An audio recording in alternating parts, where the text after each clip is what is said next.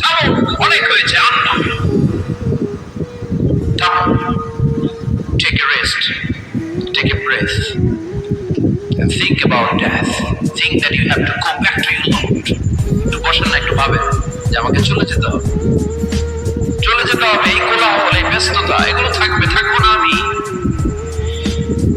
সেদিন ওমর ফারুক বলেছেন, মুতু ক্বাবলা আন তামুতু, মরার আগে একবার মরো।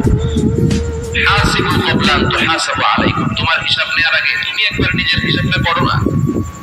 কাগজ বের করে একটু লিখো না, কি কি ভালো কাজ করছিলা, যেগুলো দিয়ে নাজাতের ওসিলা হতে পারে। 1, 2, 3, আর কি কি আকাম কুকাম করছো দেখো না, লিখে দেখো তোমার অবস্থাটা কি। মরার আগে একবার মরো। মরার আগে খাটের মধ্যে শুয়ে শটান করে চোখ বন্ধ করে একবার মরার ভান করে দেখেন কেমন লাগে। চোখটা বন্ধ করেন আর ভাবেন আপনি নাই, কি কি হতে পারে ভাবেন। আপনার ছেলে মেয়েরা কান্না জুড়ে দিবে, আপনার প্রাণের স্ত্রী বিলাপ শুরু করে দিবে, বন্ধু বান্ধবের চিৎকার আর মাতম, স্থানীয় এলাকার মসজিদে ঘোষণা, অমুক এলাকার নিবাসী, অমুক ভাই, অমুকের ছেলে অমুক দুনিয়ায় নাই। সব আত্মীয়রা চলে আসবে, ফেসবুকে স্ট্যাটাস দেয়া হবে, সবাই সবাইকে জানাবে বিকাল 4টায় অমুক হাই স্কুল ময়দানে আপনার জানাজা। ছুটে আসবে, সবাই ছুটে আসবে আপনাকে শেষ বিদায় দিতে, গুড বাই জানানোর জন্য, আল ওয়াদা, বিদায় জানাতে আসবে সবাই। 4 তাকবীর দিয়ে আপনার জানাজা হবে, অশ্রুসিক্ত জানাজায় আপনার বিদায় হবে। কাঠের খাটিয়ার মধ্যে করে কাঁধে তুলে আপনার কবরে নেওয়া হবে।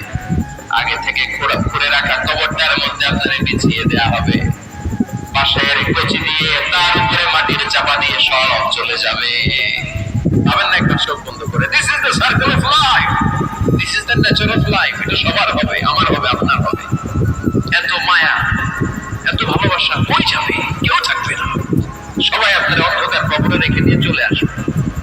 উপরে বাঁশের কঞ্চি, তার উপরে মাটির চাপা, অন্ধকার অন্ধকার।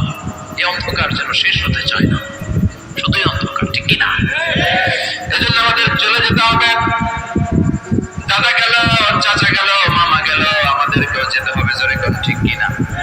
একদিন মাটির ভেতরে হবে ঘরে মন আমার, কেন বন্ধ দালান ঘর, প্রাণ পাখি উড়ে যাবে পিঞ্জরা ছেড়ে।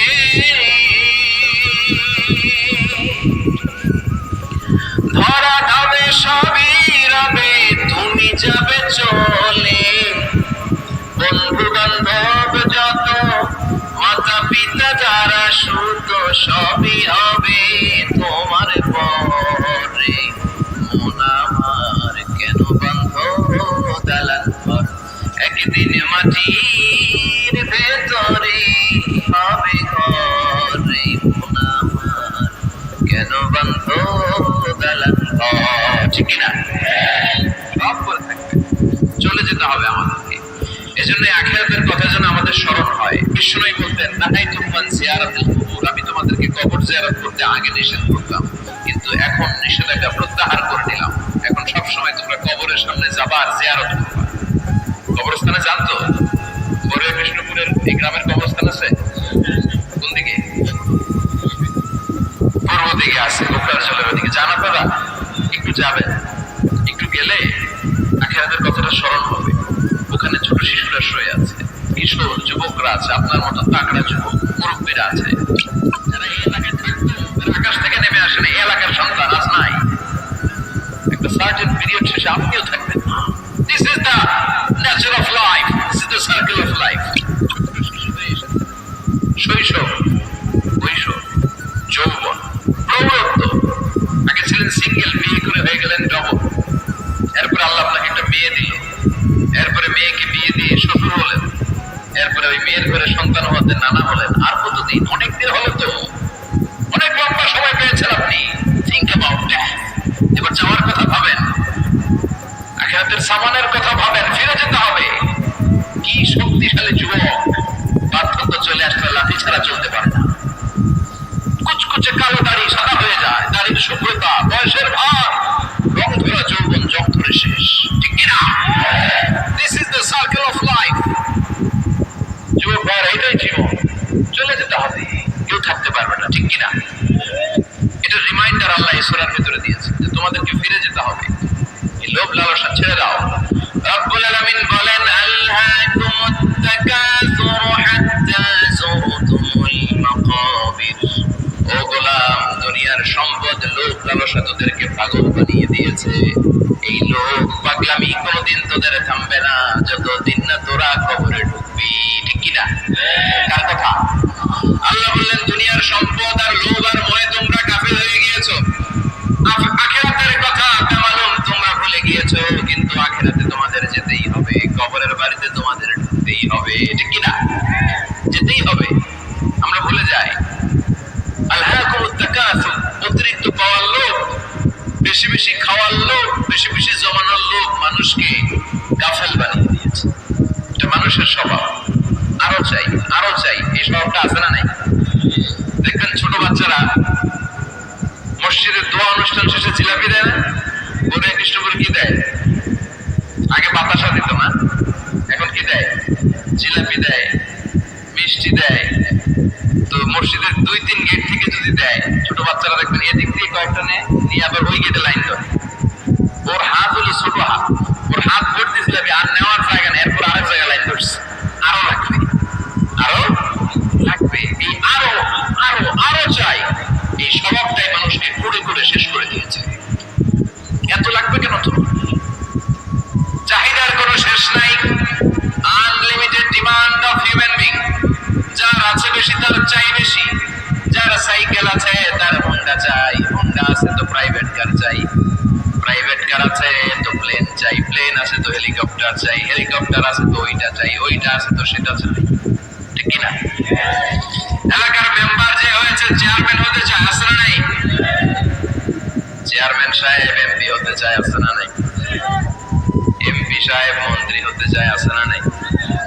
মন্ত্রী সাহেব প্রধানমন্ত্রী হতে চায়, আছে না নাই? কিন্তু এই দেশে সুযোগ নাই। কথা কর, এই দেশে প্রধানমন্ত্রী সিলেক্টেড, 2-3 জনের বাইরে কেউ প্রধানমন্ত্রী হতে পারবি না, ঠিক কিনা? আমার এই জীবনে আমি 2-3 জনকে দেখি। বেগম খালেদা জিয়া, মাননীয় প্রধানমন্ত্রী শেখ হাসিনার ছোট্টবেলা দেখেছি এরশাদকে, আমরা তখন ছোট।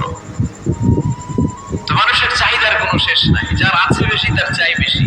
এজন্য বিষ্ণু বলেছেন উনজুরু ইলা মান হুয়া আসফালা মিন, তোমার চেয়ে যে খারাপ আছে ওর দিকে তাকাও। বলে তানজুর মান হুয়া আ'লা মিন, তোমার চেয়ে যে ভালো আছে ওর দিকে তাকাও না, তোমার চেয়ে যে খারাপ অবস্থানে আছে ওর দিকে তাকাও। অনেকে নিজের অবস্থান নিয়ে সুখী না, এরকম আছে না নাই? আল্লাহ আমার এটা দিল না রে, ওইটা দিল না রে, পাইলাম না রে, কিচ্ছু হয় না, কি করবো জীবন, হতাশ। আসলে আছে কিন্তু অনেক কিছু, শুক্রিয়া নাই, টাকা, ঠিক কিনা? নিজের অবস্থান নিয়ে সুখী না, কিন্তু অনেক লোক আছে তারা আপনার অবস্থানে বসতে চায়। তাদের দিকে তাকিয়ে দেখেন, আপনি যে অবস্থানে আছেন এই অবস্থানে পৌঁছাটা অনেকের কাছে স্বপ্ন। তারা প্রতিনিয়ত সংগ্রাম আর স্ট্রাগল করে যাচ্ছে আপনার অবস্থানে পৌঁছতে, আর আপনি এটা নিয়ে সন্তুষ্ট না। শেখ সাদির নাম শুনেছেন? বালাগাল উলা কাশাফাত দুজা, এই কবিতাটা রচয়িতা, ইরানের বিখ্যাত এক কবি। উনি একবার আর্থিক সমস্যার মধ্যে দিয়ে সময় কাটাচ্ছেন, টাকা নাই, পয়সা নাই, পায়ে দেওয়ার মতো জুতা নাই। উনি খুব দুঃখ পেলেন, হায় রে, আমি ইরানের এত বড় কবি, আমার পায়ে দেওয়ার মতো জুতা নাই। দুঃখ ভরা মন নিয়ে রাস্তায় হাঁটতে বেরোলেন। হাঁটতে হাঁটতে হঠাৎ দেখলেন একটা লোক শুয়ে শুয়ে কাঁদছে, ওই লোকটার 2টা পাই নাই, পাই নাই। উনি সিজদায় পড়ে গেলেন, আল্লাহর কাছে ক্ষমা চাইলেন, আল্লাহ অনেক দিয়েছো, শুকর আলহামদুলিল্লাহ। এজন্য যেই পরিস্থিতিতে থাকি না কেন আমরা কি করবো? জোরে বলেন, কি করবো? এজন্য কানাতু মিনাল ইসলাম, অল্পে তুষ্ট থাকার নাম হলো ইসলাম। সম্পদ লাগবে কিন্তু সম্পদের পাহাড় লাগবে না, ঠিক কিনা? অল্প খান, অল্প পড়েন, অল্প জমান, অল্পের ভেতরে বরকত ঢুকাইয়া দিছে কে? দেখবেন যাদের সম্পদ অল্প তারা সুখী বেশি। জরিপে এটা দেখা গিয়েছে, অনেক সার্ভেতে এটা এসেছে, যারা সম্পদশালী এরা দুঃখী বেশি, এদের দুঃখ বেশি, টেনশন বেশি। খুব স্বাভাবিক, টাকা যার বেশি রোগ তার বেশি, টাকা যার বেশি টেনশন তার বেশি, টাকা যার বেশি ঘরে শান্তি তার কম, আছে না নাই? ঘরের ভেতরে অশান্তি, ছেলে কথা শোনা না, ছেলে টানে গাঞ্জা, মেয়ে করে পরকিয়া, আছে না নাই? স্ত্রী কথা শোনে না, ভালোবাসা নাই, বাট্টা জাহান্নামের টুকরা, রোগ বালাই, এক একটা হসপিটাল বিল পরিশোধ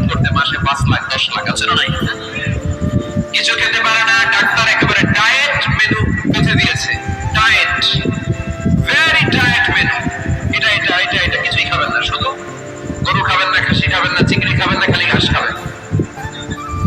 ইচ্ছে মতো ঘাস খাবেন, মানে ঘাস জাতীয় যত আইটেম আছে সব খাবেন। শাক খাবেন, সবজি খাবেন, সালাদ খাবেন। গরু, চিংড়ি, মুরগি, গোশত, ইলিশ কিছু খেতে পারে না। তাহলে রোগ বেশি, খাওয়ার মজা নাই, ঘরে সাংসারিক শান্তি নাই, খালি বেড়া মার বেড়া, ঠিক কিনা? কিন্তু সম্পদের পাহাড় ঘটেছে। আর অল্প যারা খায়, অল্প পড়ে, রিক্সাওয়ালা, কুলিওয়ালা, অল্প বেতনের চাকরি, কিন্তু হক হালালি মেনে চলে, দেখেন শান্তি আছে অনেক। হ্যাঁ, বাসা ভাড়া দেয়, ফ্যামিলি চালায়, বাচ্চাদের স্কুল বিল, এরপরও মাস শেষে 1-2 হাজার টাকা হাতে থেকে যায়। আর ওর প্রতি মাসে 10 কোটি টাকা ইনকাম, তারপরও ব্যাংকের ঋণ আছে না নাই? সুখ কারে বলে? কিভাবে আপনি সুখকে ডিফাইন করবেন? সুখ তো টাকায় কিনা যায় না। শান্তি টাকা দিয়ে হয় না, শান্তি দেওয়ার মালিক কে? শান্তি আছে অল্প খেয়ে শুকর করার মধ্যে, শান্তি আছে আলহামদুলিল্লাহর মধ্যে। চিল্লায় বলেন ঠিক কিনা? এজন্য অল্প খাবো, অল্প পড়বো, অল্প জামাবো, অল্পের ভেতরে বরকত দিয়েছে কে? দেখেন ধনী ভাইরা খেতে পারে না, কিন্তু রিক্সাওয়ালার কি সমস্যা হয়? রিক্সাওয়ালারা সব খেতে পারে। কুলিওয়ালা, দিন মজুর, এরা একেবারে স্লিম সুঠাম দেহি, মেদহীন পেট, পেটে কোনো মেদ নাই, কুড়ি নাই। আর কুড়ি বুঝে তার মেদ আছে না নাই? এত বড় বড় পেট, ঠিক কিনা?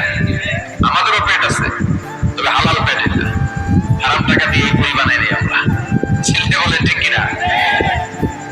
রিক্সাওয়ালা, কুলিওয়ালা নিজেও নামাজ পড়ে, বউ